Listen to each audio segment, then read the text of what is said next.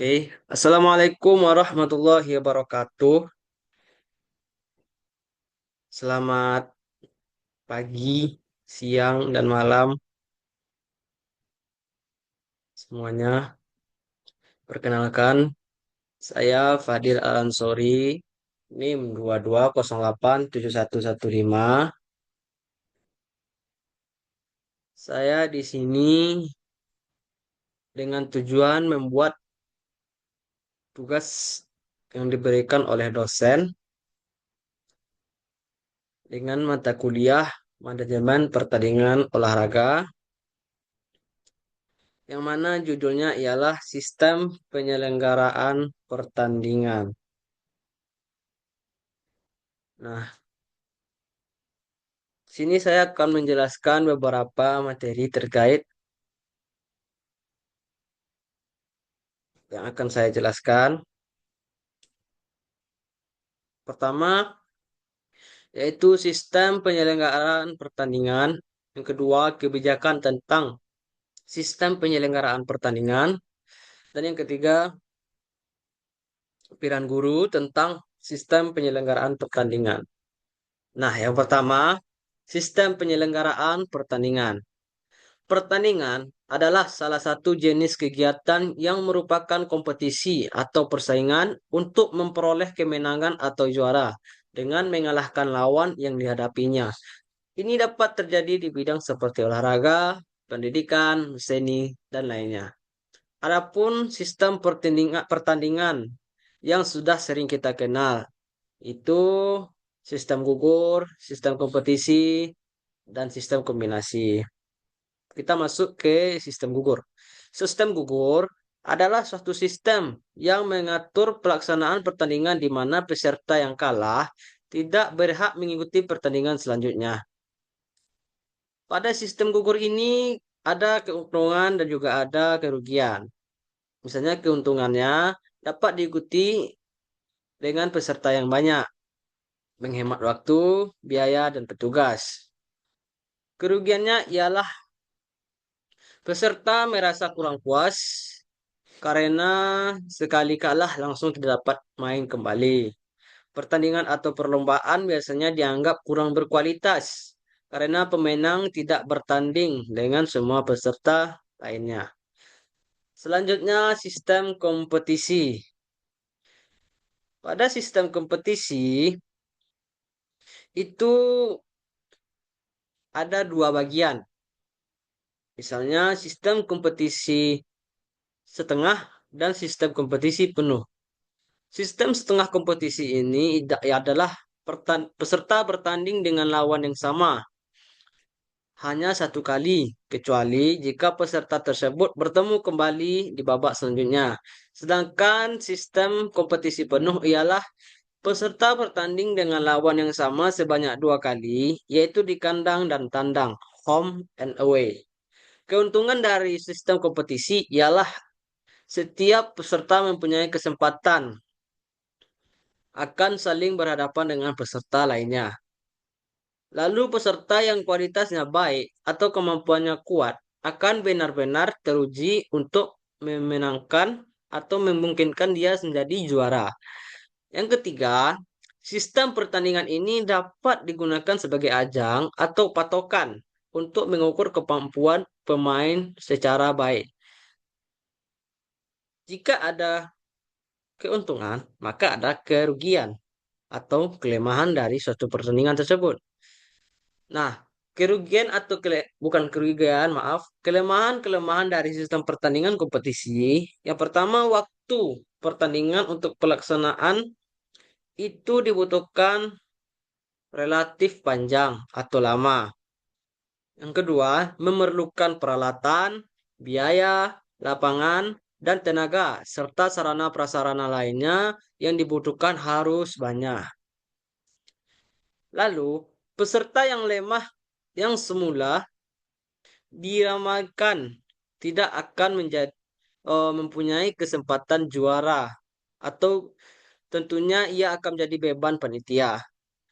Bagi peserta yang telah aman kedudukan dalam klasemennya dan jumlah nilainya, bisa terjadi kasus main sabun atau suap, atau tidak bersungguh-sungguh.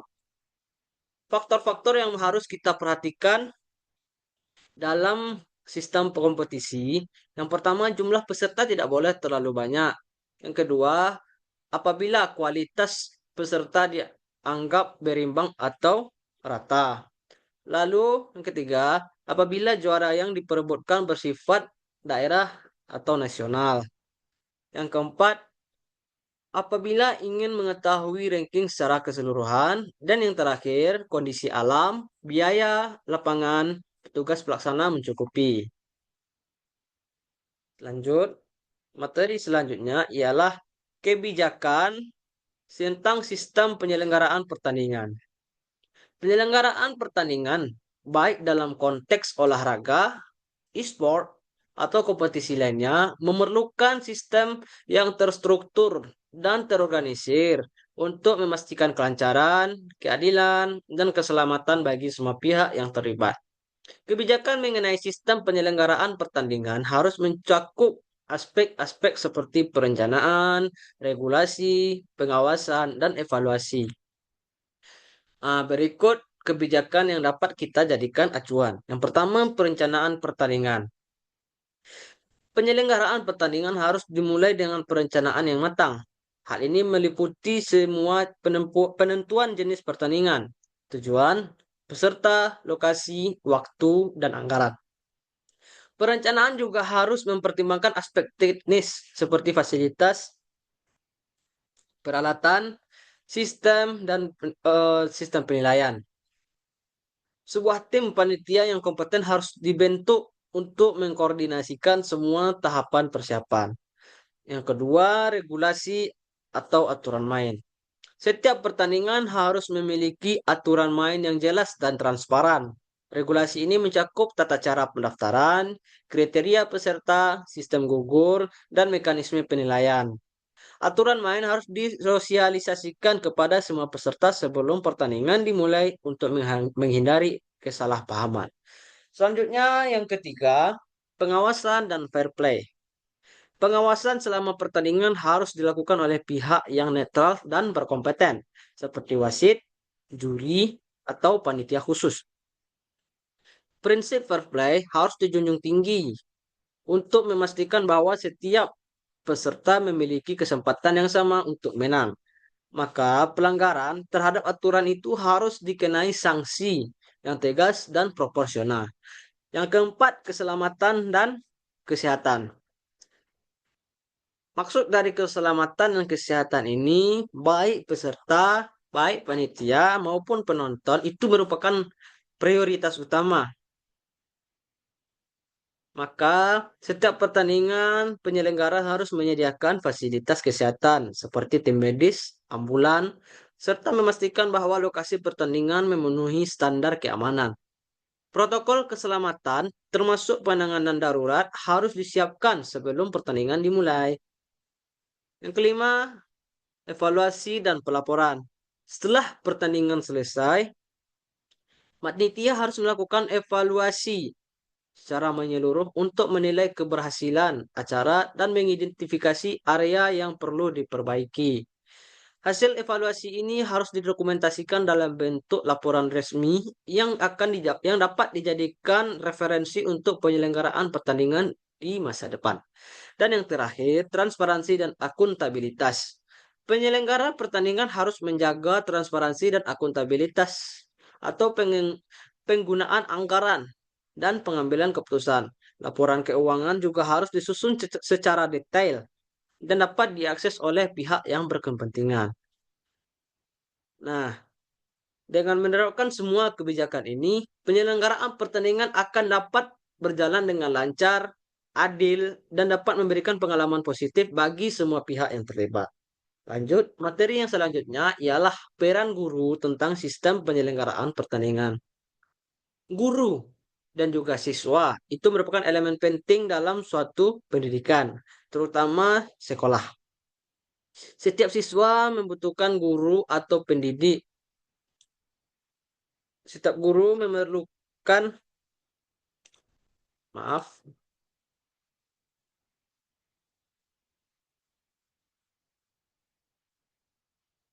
Setiap guru memerlukan, setiap siswa membutuhkan seorang guru atau pendidik yang akan mengajar dan membimbing siswanya untuk memperoleh pengetahuan dan dapat membantu mereka mencapai potensi terbaik mereka.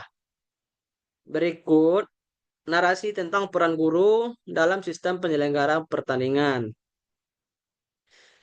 Yang pertama, sebagai perencana dan koordinator.